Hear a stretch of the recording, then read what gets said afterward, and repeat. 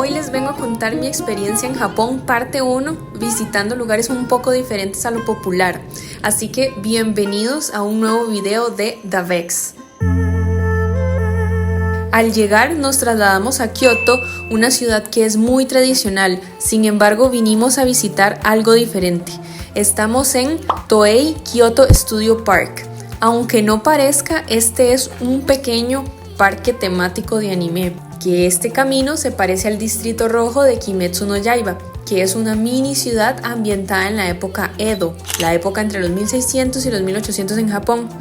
Por eso este lugar se usa para hacer algunas películas sobre la época.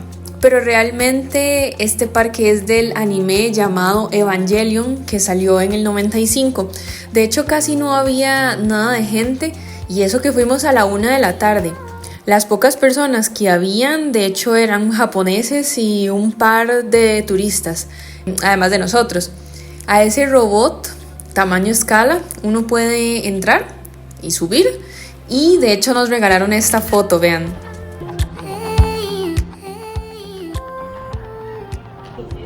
Ya después tomamos un tren que va en reversa, de hecho, y llegamos al siguiente destino, igual en Kioto, el castillo Fushimi Momoyama.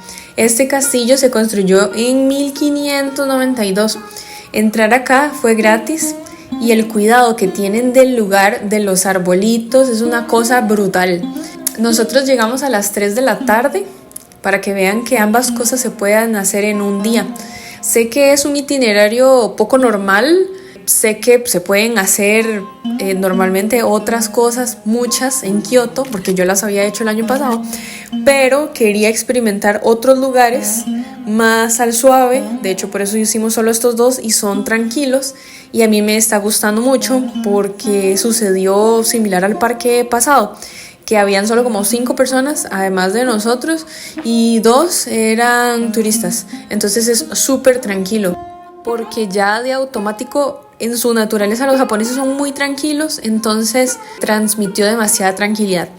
Este lugar está cerquilla de una estación de tren y para llegar se pasan por varios barrios, entonces se vive una experiencia más real de Japón. Y de hecho estaba como un poco apartado y la verdad es que transmitía demasiada paz. Luego nos movimos en tren bala al siguiente lugar, a donde desde el hotel había vista el monte Fuji, esto es Yamanashi. Estaba muy feliz porque el año pasado habíamos venido solo de pasada a intentar verlo en una tarde y estaba totalmente nublado, tanto que se sabe que está cerca gracias al mapa, pero es como si no existiera. Esta vez nos quedamos a dormir para intentarlo con más fuerza. Sin embargo, cuando llegamos también estaba mega nublado, pero a las 11 de la noche, justo cuando íbamos a cerrar la cortina, se dejó ver. Entonces aprovechamos y le tomamos fotos por si se volvía a esconder y dormimos tranquilos. Al día siguiente, a las 5 de la mañana, estaba despejadísimo, entonces creo que así se mantuvo toda la noche y por eso aprovechamos para tomarle más videos. Nos rindió hasta el mediodía, gracias a Dios. Yendo al siguiente destino, nos permitió verle desde otra bonita perspectiva.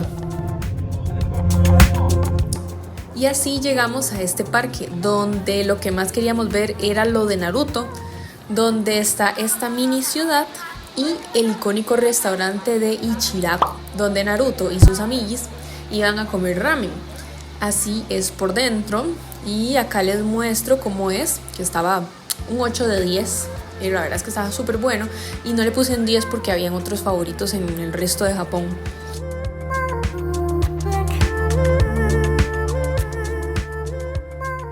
Así me despido de este video con un tren de Hello Kitty y ojo la siguiente toma de una barra de chocolate gigante al fondo, a ver si la notan. Nos vemos en el siguiente video con la parte 2. ¡Chao!